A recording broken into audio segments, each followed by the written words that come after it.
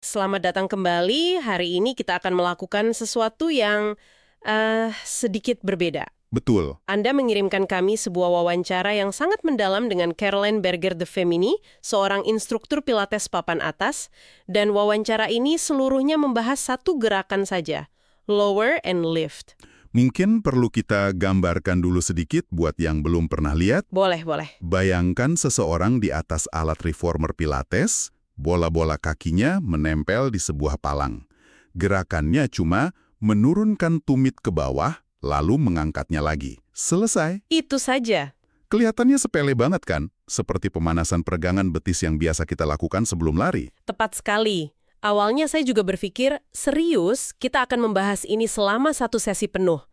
Tapi di dalam catatannya, Caroline membuat klaim yang sangat berani. Hari ini adalah memecahkan misteri ini.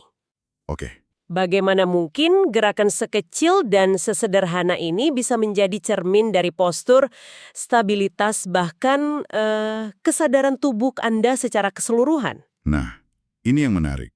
Seringkali, justru dalam gerakan yang paling minimalis, kita bisa melihat mekanisme tubuh yang sesungguhnya. Tanpa ada yang disembunyikan. Betul.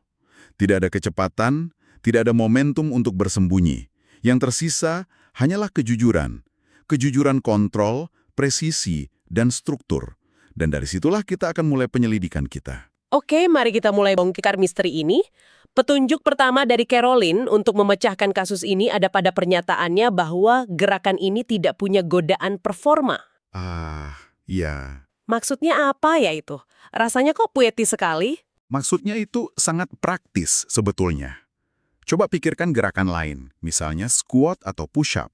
Oke. Selalu ada godaan untuk melakukannya lebih cepat, lebih banyak, atau lebih dalam untuk pamer, kan?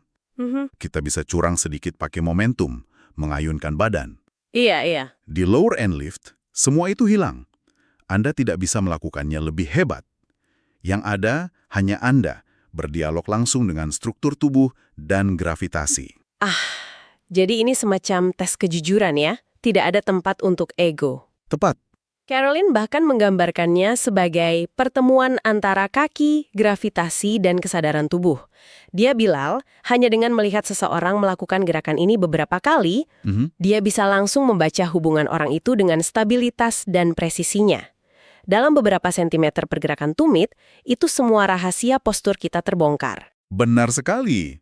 Karena dalam gerakan yang cepat dan eksplosif, seperti melompat, tubuh kita ini jago banget melakukan kompensasi. Oh gitu. Kalau satu otot lemah, otot lain langsung ambil alih tanpa kita sadari. Tapi dalam gerakan lambat dan terkontrol seperti ini, tubuh dipaksa mendengarkan. Tidak bisa curang. Tidak ada jalan pintas. Tidak ada otot lain yang bisa seenaknya menolong. Anda harus benar-benar merasakan dan mengontrol dari sumbernya. Makanya gerakan ini begitu mengungkap. Oke, petunjuk pertama sudah kita dapat. Kejujuran datang dari kesederhanaan. Sekarang, mari kita masuk lebih dalam ke tempat kejadian perkaranya, Oke. yaitu sendi pergelangan kaki. Secara teknis disebut sendi talocrural. Caroline menyebutnya ginglim modifié, atau sendi engsel yang dimodifikasi. Saya kira engsel ya engsel saja, seperti engsel pintu. Apa yang membuatnya dimodifikasi? Nah, ini bagian yang menurut saya paling mind-blowing. Desainnya luar biasa cerdas. Jadi, ada tulang di pergelangan kaki kita namanya talus. Talus, oke. Bagian atasnya, yang disebut trochlea, punya bentuk yang asimetris. Bagian depannya itu lebih lebar daripada bagian belakangnya. Tunggu dulu, jadi bentuk tulangnya saja sudah beda antara depan dan belakang. Saya tidak pernah tahu itu. Beda. Bagaimana bisa perbedaan selebar beberapa milimeter ini punya efek yang begitu besar saat kita bergerak? Disitulah keajaibannya. Mari kita ikuti alur gerakannya. Fase pertama, saat Anda menurunkan tumit atau fleksi dorsal. Oke. Bagian depan trochlea yang lebih lebar itu masuk dan mengunci ke dalam soket yang dibentuk oleh tulang kering.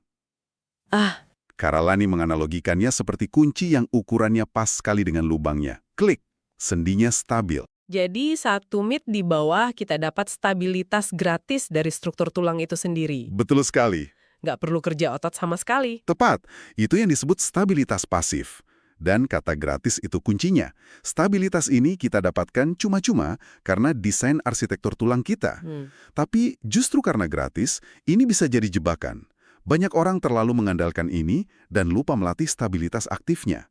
Nah, di fase berikutnya, jebakan itu terbuka. Fase berikutnya, saat kita mulai menaikkan tumit atau fleksi plantar. Apa yang terjadi? Saat tumit mulai terangkat, bagian belakang trochlea yang lebih sempit yang gantian maju ke dalam soket. Oke. Kuncian yang pas tadi tiba-tiba jadi longgar. Stabilitas pasif yang kokoh itu hilang seketika. Wow. Tiba-tiba, semua beban dan tanggung jawab untuk menjaga kesejajaran sendi diserahkan sepenuhnya kepada otot dan sistem saraf di sekitarnya. Wah, jadi seperti ada operan tugas yang penting banget ya, dari yang tadinya ditopang oleh arsitektur tulang yang kokoh. Betul, Sekarang tiba-tiba harus dipegang penuh oleh kontrol otot. persis.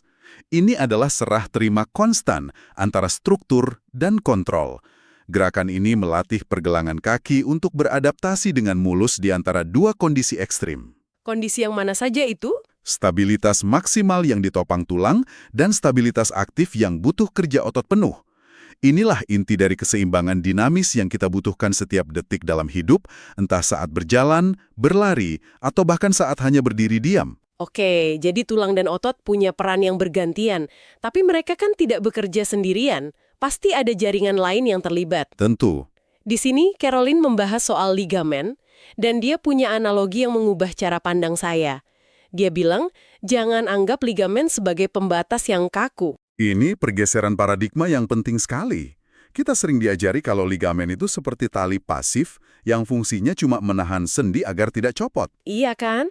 Padahal fungsinya jauh lebih cerdas dari itu. Betul. Caroline menyarankan kita untuk melihat ligamen sebagai pemandu atau rel kereta. Rel kereta, menarik. Saat tumit turun, ligamen di sisi pergelangan kaki memang menegang. Tapi itu bukan tegangan yang menghentikan gerakan, melainkan tegangan yang mengarahkan. Seperti rel, ia memastikan gerbong sendi kita tetap pada jalurnya. Supaya tidak tergelincir. Tepat. Tapi bukan itu bagian yang paling mengejutkan bagi saya. Saya tebak ini pasti soal mekanoreseptor. Tepat. Ternyata ligamen kita itu dipenuhi sensor-sensor super canggih ini.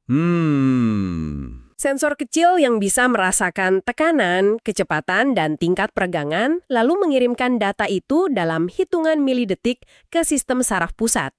Ini kan seperti jaringan internet fiber optik di dalam tubuh kita. Dan ini yang menciptakan apa yang oleh Caroline disebut sebagai dialog internal. Dialog antara siapa dengan siapa? Jaringan pasif seperti ligamen merasakan kondisi di lapangan, lalu mengirim laporan intelijen ke markas besar, yaitu otak. Dan markas besar langsung memerintahkan pasukan, yaitu otot, untuk melakukan koreksi. Ah, oke. Lower and Lifts secara aktif melatih jalur komunikasi super cepat ini. Kita sedang mengupgrade sistem propriosepsi kita, kemampuan tubuh merasakan posisinya di ruang, tanpa kita sadari. Jadi ligamen ini seperti sistem navigasi yang cerdas. Tapi navigasi saja tidak cukup kan? Harus ada yang menyetir di tingkat mikro. Betul. Apakah ini yang dimaksud Caroline dengan musisi-musisi senyap itu? Persis. Dia merujuk pada otot-otot intrinsik kaki, otot-otot kecil di dalam telapak kaki yang seringkali terlupakan. Padahal merekalah yang memainkan melodi stabilitas yang sesungguhnya. Oke. Caroline menyoroti dua pemain kunci di sini. Yang pertama, extensor hallucis brevis. Namanya rumit, tapi fungsinya sangat spesifik ya. Betul, otot ini tugasnya mengontrol jempol kaki saat tumit turun. Fungsinya adalah mencegah jempol kaki kita jatuh atau bergeser ke dalam. Kenapa itu penting? Karena dengan menahan jempol di tempatnya, otot ini secara langsung menjaga integritas lengkung atau arkus telapak kaki kita. Luar biasa, jadi satu otot kecil ini fungsinya seperti jangkar untuk jempol kaki kita yang pada gilirannya menopang seluruh fondasi bangunan kaki kita. Betul sekali. Saya jadi berpikir seberapa sering ya fondasi kita goyah hanya karena jangkar sekecil ini tidak aktif. Pertanyaan yang bagus sekali. Nah, dari jangkar ini, Caroline beralih ke otot lain yang ia sebut sebagai sabuk pengaman untuk kaki depan. Namanya adductor hallucis. Sabuk pengaman, oke. Bagaimana cara kerjanya? Saat Anda menaikkan tumit, ada kecenderungan tulang-tulang panjang di telapak kaki atau metatarsal untuk menyebar atau melebar. Ah, iya. Otot inilah yang berfungsi seperti sabuk, menjaga semua tulang itu tetap kompak dan padu. Ia menarik jempol kaki kembali ke garis tengah. Tanpa sabuk ini, setiap kali Anda mendorong, fondasi kaki Anda bisa berantakan. Jadi kalau kita rangkum, otot betis yang besar mungkin seperti mesin mobil yang memberikan tenaga, Benar. tapi otot-otot kecil inilah yang menjadi sistem kemudi dan suspensinya. Tanpa mereka, tenaganya besar tapi arahnya berantakan. Analogi yang sempurna. Stabilitas sejati datang dari koordinasi presisi otot-otot kecil ini. Anda mungkin bisa mengangkat tumit tinggi-tinggi dengan kekuatan betis. Tapi, Tapi, jika dilakukan dengan mengorbankan keselarasan seluruh kaki, itu bukan kekuatan fungsional, itu hanya kompensasi. bicara soal otot betis, mari kita fokus ke sana sekarang. Tapi uniknya, Caroline justru lebih tertarik pada fase saat tumit turun, bukan saat naik. Iya, Fase yang disebut eksentrik ini, dia bilang adalah jantung tersembunyi dari seluruh gerakan. kontraksi eksentrik ini memang sering disalahpahami. Ini bukan sekedar relaksasi loh. Bukan. Bukan. Ini adalah kondisi di mana otot memanjang, tapi sambil terus-menerus menghasilkan tenaga. Bayangkan Anda sedang menurunkan sebuah kotak berat dari rak yang tinggi. Oke. Otot bisep Anda memanjang, tapi ia bekerja sangat keras untuk mengontrol penurunan itu agar kotaknya tidak jatuh. Saya jadi teringat, bukankah ini yang membedakan atlet profesional dengan amatir? Bukan cuma soal seberapa tinggi mereka lompat, tapi seberapa hening dan terkontrol mereka saat mendarat. Nah itu dia. Kontrol eksentrik ini kan yang bekerja di situ? Tepat sekali, itu yang disebut seni deselerasi. Kemampuan untuk mengendalikan gravitasi, bukan melawannya atau pasrah padanya. Oke. Saat melakukan lower end lift, Anda tidak membiarkan tumit Anda jatuh begitu saja. Otot betis harus aktif mengerem setiap milimeter penurunannya. Caroline punya deskripsi yang indah untuk ini. Apa itu? Penurunan yang meregang tanpa pernah jatuh.